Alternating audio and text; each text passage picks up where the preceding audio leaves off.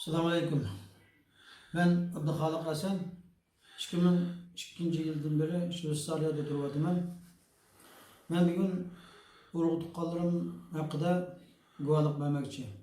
Bu rasmdagi ishko'ydan bo'lsa, o'ng tarafdagisining ismi Muhammad Amar. Bu meniki qayninim bo'ladi. Bu xotin Laskuyning Başlaskuy kente, yani birinci dağdı, birinci mahalledim. Bu 44 yaş etrafında bunun kesbi dehqan,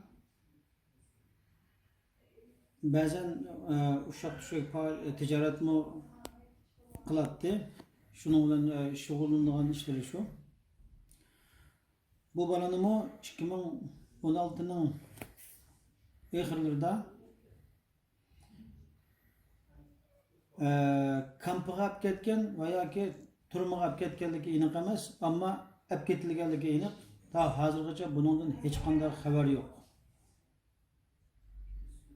Sol tarafdagisi bo'lsa, shuning inisi, ismi Abdulaziz.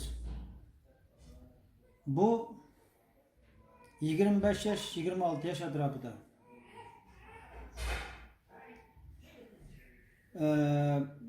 Bu mu öy içinde atanısının iş güçleriga yardımlaşadigan, dehqonchilik ishlariga yardımlaşadigan bala. Bunu mu 2016 ve 2017'de tutup ketilgan. Bunu 10 yıllık kesip ötülgenlikini anladım. Ürümçi turmusda dep anlagan. Bundan da hazırca hiç qanday xabar yok. Bu kişi bolsa mening kichigim, yani mening inim. İsmi Muhammed Emin. Bu yıl bu 44 yaş 44-45 yaş etrafında. Bu asli kesbi remontçi, maşina remontçisi.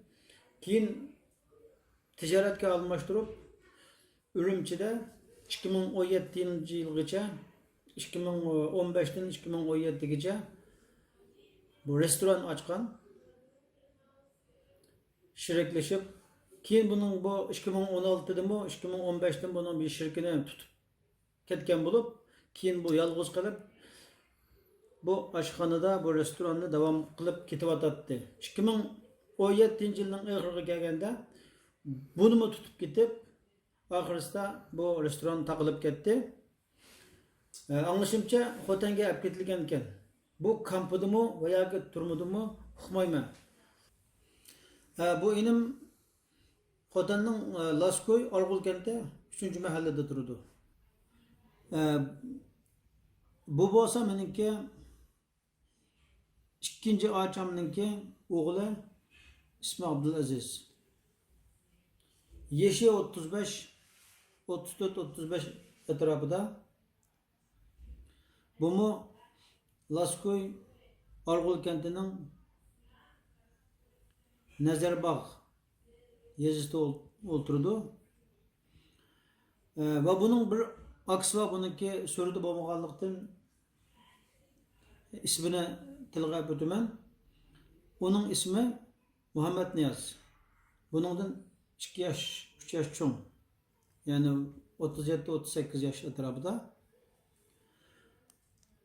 Umu şu Nazarbog' kentida birga turadi bular. Bularning kasbi yog'chilik do'koni vardı. Kichik bir suv may chiqaradigan zavodi vardı. Şu yog' tortib sotadi bular. Akoki ishkisi. Şutum tutulan bulanımı 2016 yoki 2017'de bo'lsa kerak. Anlaşımca 5 yıl mı 10 yıl mı qamoq jazosiga hukm qilib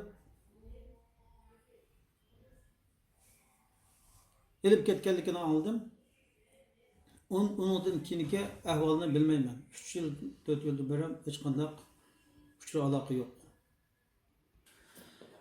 Men bu guvohlikni berish orqali mening butun ulug' tuqqanlarim va Sharqiy Turkistondagi butun Uyg'urlar hech qanday gunohsiz, qora quyuq tuhmatlar ortilib ular tutilmoqda. Men Xitoy hukumatidan shularni shartsiz va darhol qo'yib berishni talab qilaman. Va shuningdek